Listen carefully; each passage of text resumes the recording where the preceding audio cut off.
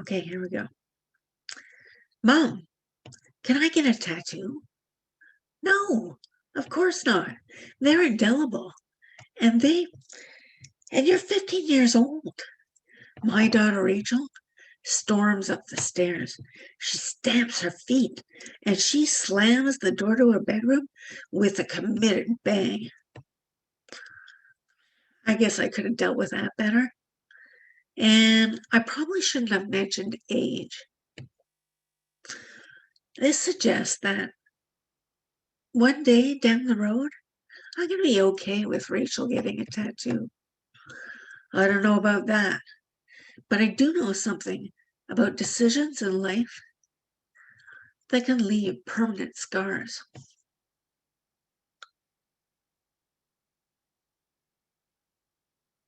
It's January 1985. I'm 18 years old. My boss at the country club in St. Bruno has just given us all a Christmas bonus. I have 400 extra dollars and I think I'm rich. I take all the money out of my bank account and I buy a plane ticket out west. I start, sorry, it's my first solo trip. I start in Edmonton. I visit my siblings, Paul and Kathy, who've decided to settle there. Then I head south. I decide to visit a family from the old neighborhood in Saint-Isidore who've decided to settle in Calgary. I ski in the Rocky Mountains. With my friend Kathy, I wander around Banff, just enjoying life and playing tourist. I even fill out job applications here and there because, well, you just never know where life is going to take you. What a feeling of independence. I go home with this unshaking feeling that something big is about to happen.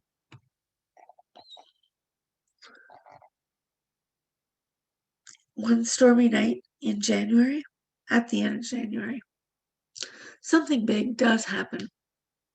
An accident leaves me paralyzed from the neck down. This wasn't the plan. This is not what I had in mind at all.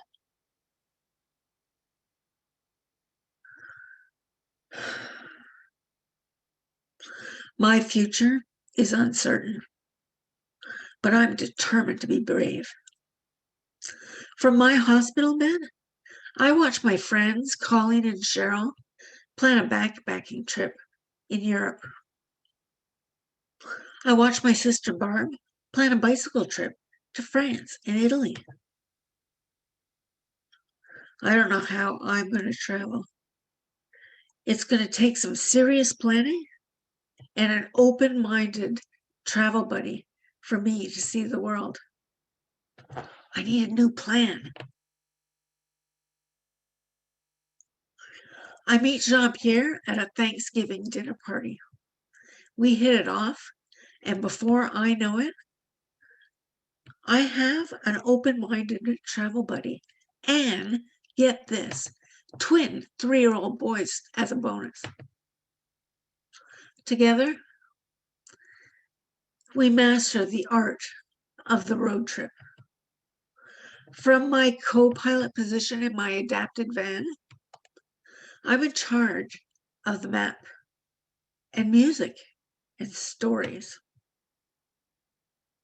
It doesn't matter which direction we go, to the ocean or the mountains or a lake in the forest or some big city somewhere. We just go. We pack everything up into the van and later into an adapted trailer and a tent when there's more of us, and we just go. Later in life, in an intimate moment in the trailer, my husband traces the 3 4-inch tracks at the base of my belly with his finger. These are the paths that my babies have taken to come into the world and join us on our journey. Permanent proof of my motherhood etched right into my skin.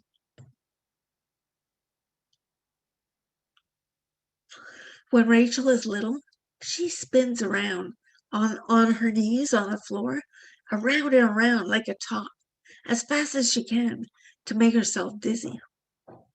I get dizzy just watching her. I never know what direction she's going to go. On the one hand, she's learning classical piano at the conservatory.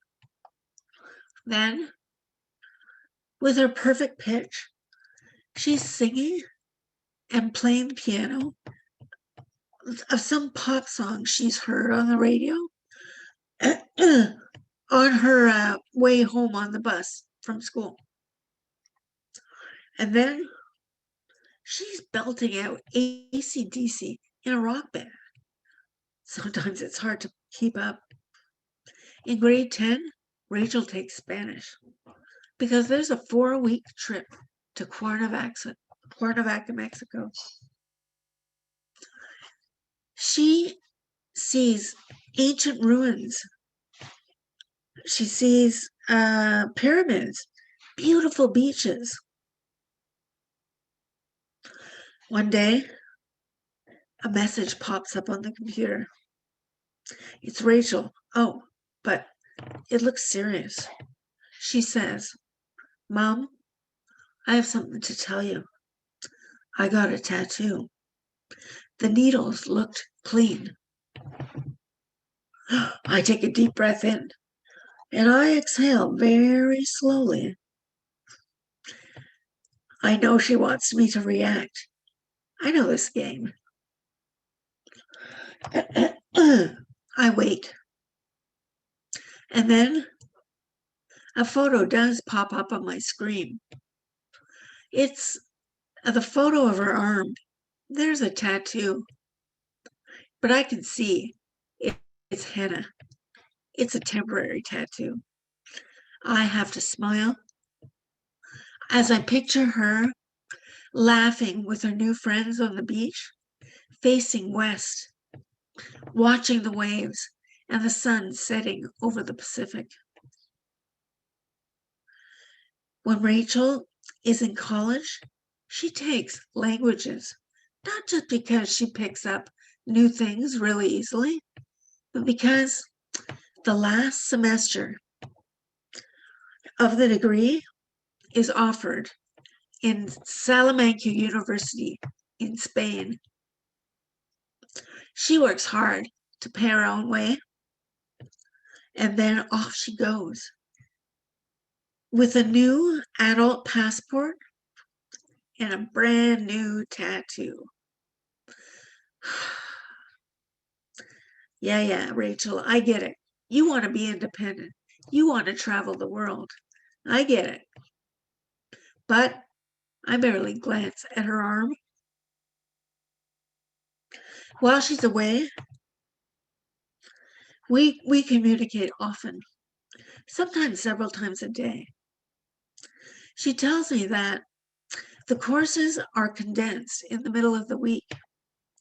This frees up travel for long weekends. She tells me the buses and the flights are dirt cheap. This is the chance of a lifetime. I have to agree. All semester, on my computer, photos and live videos arrive in my inbox. Rachel riding a camel on the beach in Morocco. Rachel exploring the catacombs under Paris. Rachel by the Mediterranean Sea. Turquoise blue water, beautiful on Ibiza. On Easter weekend, Rachel heads west alone for a personal pilgrimage in Portugal.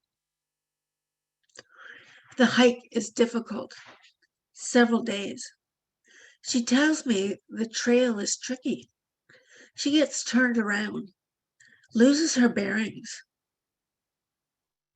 stumbles, feels lost.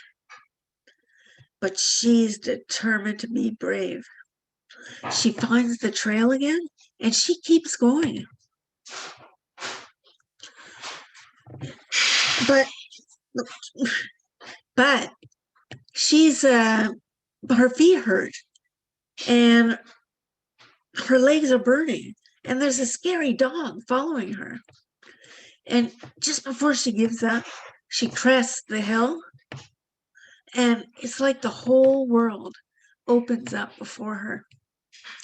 She descends the rocky path to an ancient village by the ocean at the end of the earth when they thought the earth was flat. Through her phone, I see the giant waves of the Atlantic crashing into the rocky shore, splashing up to the balcony of the youth hostel. I'm amazed. And I'm so grateful she chooses to share these moments with me. Rachel's home now.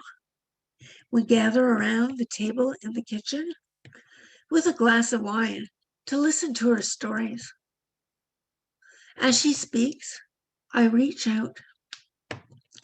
I take her hand, I flip it over to examine her tattoo. It's on the soft flesh on the inside of her arm, below the elbow and above the wrist. So soft. The design is of an ancient map of the world, overlaid with an old-fashioned compass pointing north. The details are intricate. The craftsmanship is exquisite. It's lovely. As I look up, I see my beautiful daughter watching me, smiling. I see a young woman now, finding her way in the world, making her mark. And when I look closely, I can see myself reflected in her bright blue eyes. Thank you.